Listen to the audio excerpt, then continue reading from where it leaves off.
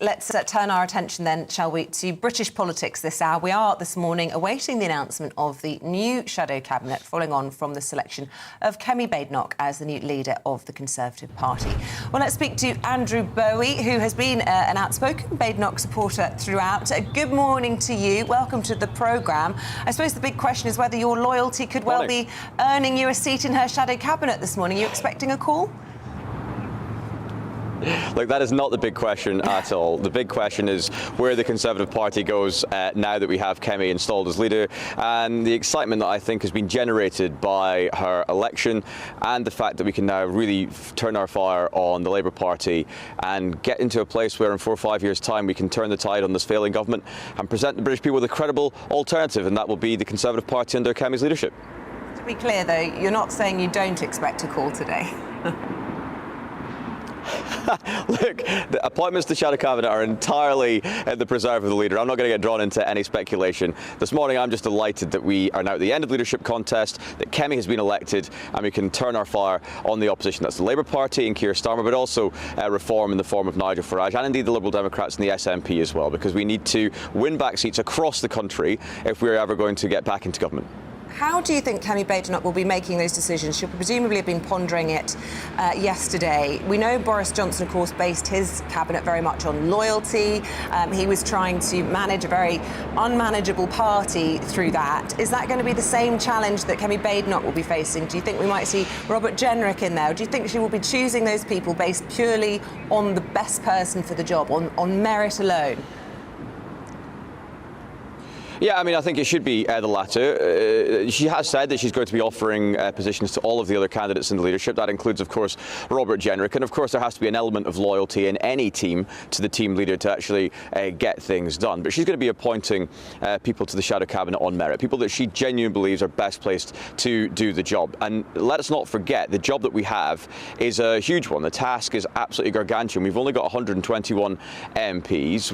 We are much diminished from where we were prior to the election, and if we're going to regain the British people's trust, as we must do if we're going to take the fight to Labour in the next election, then it's going to take the best talent that we have at the top table to start delivering for the Conservative Party and indeed the country, and that's the basis on which Kemi will be appointing people to the shadow cabinet. And do you think, obviously you're a supporter of Kemi Badenoch, but you know it's no secret some people describe her as a bit tricky, a bit abrasive.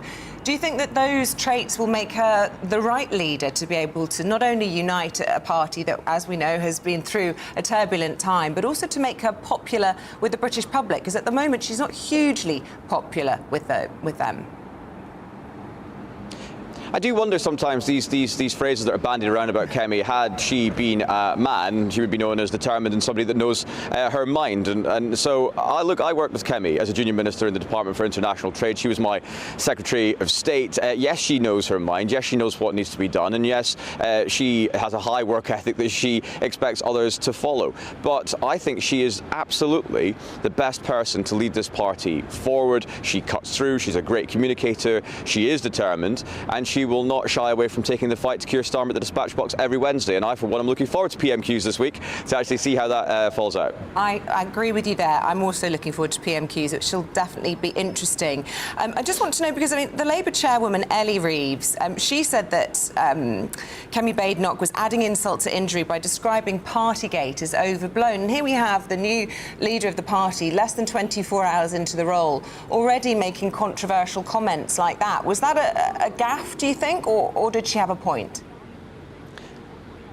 No, she absolutely had a point. What she was saying was that we should not have criminalised normal human behaviour, everyday behaviour, such as going for a walk, sitting down in a park. These things, in retrospect, I think we all would agree was the wrong thing to criminalise, which is what sort of laid the trap for where Boris and his staff fell in. So that's what she was saying the other day, and I stand by her comments. What do you make of the controversy surrounding these taxes on agricultural land, on these wealthy landowners and farmers. Rachel Reeves saying it's unaffordable, frankly, to allow farmers to avoid inheritance tax. But I'm always slightly more interested by what the Institute for Fiscal Studies have to say on things. They seem to be sort of impartial, fairly sound observations. They've come out and saying that this is going to be significantly more generous. They're going to be treated significantly more generously than the rest of us, and actually still more generously treated than farms used to be in decades past, and says it will affect a remarkably small number of the most valuable farms. So it sounds as though the IFS is supportive of this policy from Labour. Look, we're at a point right now where in agriculture it's actually very difficult to get young people interested or indeed into that sector.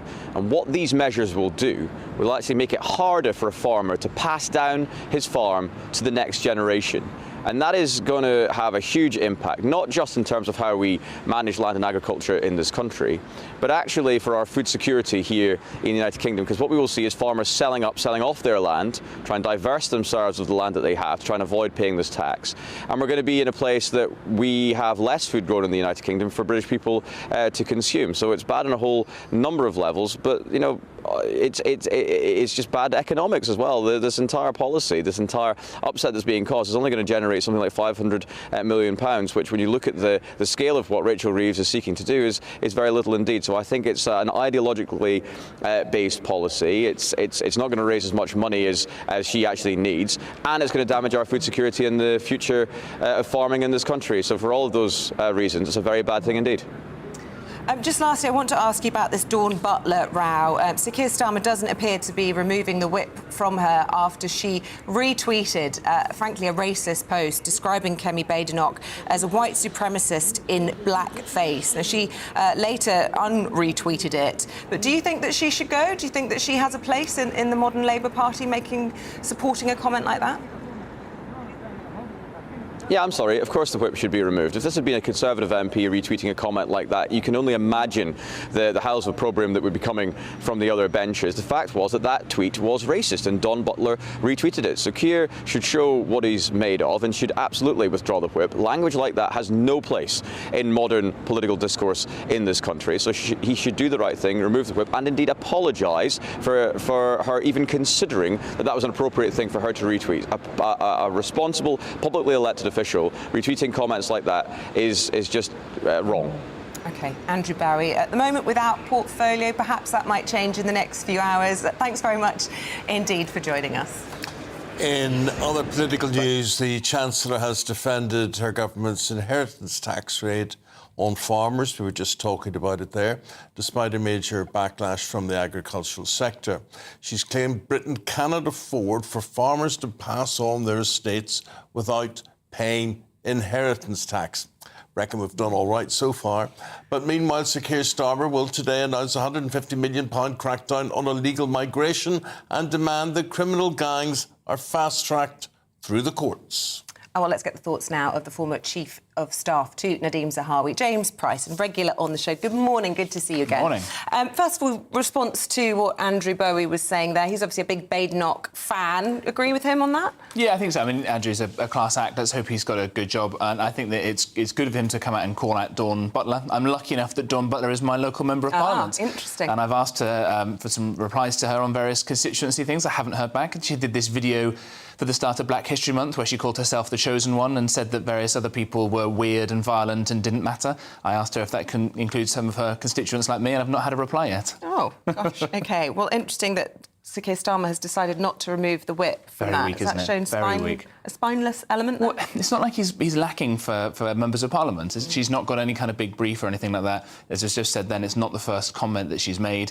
And it just shows, you know, if the Conservative Party is the first party to have female leaders, Asian leaders, black leaders, maybe that the Conservatives are not this evil, nasty, bigoted group that the left tries to portray them to be. Why is it that we've managed to get all these different kinds of leaders? Because we elect people based on merit, not on the colour of their skin. And yet it seems to be the left who are obsessed with these things still. Let's stop talking about it and start talking about the content of people's character again. What about Starmer's announcement today, these fast-track court appearances for people smugglers? I mean, Look, we always want secure borders. That's a very important thing. We've not had secure borders for too long. Anyone can see that with the small boats problem.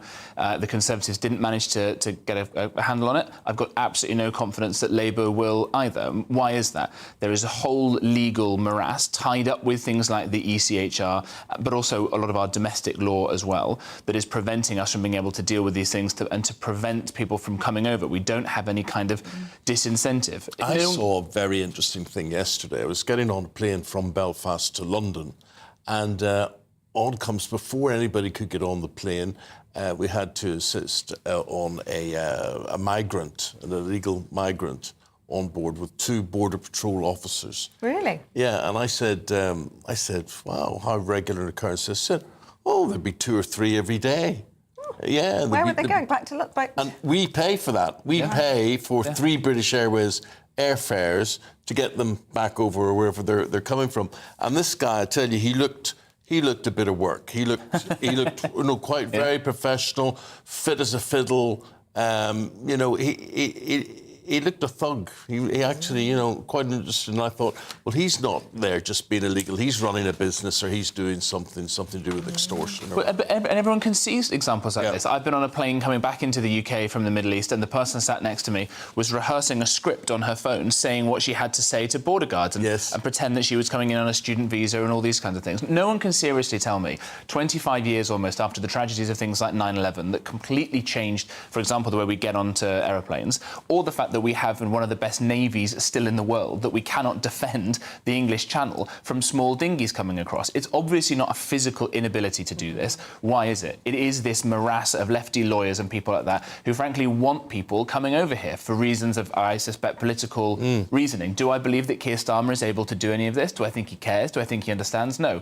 Who are the people that suffer? It's the people at home who have so many hotels near where they live. Their tax money is being spent on these hotel rooms for people who've come over here because we're seen as a soft touch. We're not bringing in the best. And, of course, when we bring these people in, we're stopping the young women and children who are stuck in refugee camps across the world, who are really those in the most need. We're preventing them from coming over. And we're also preventing the best and brightest migrants from coming here, starting businesses and growing and things like that. Talking about the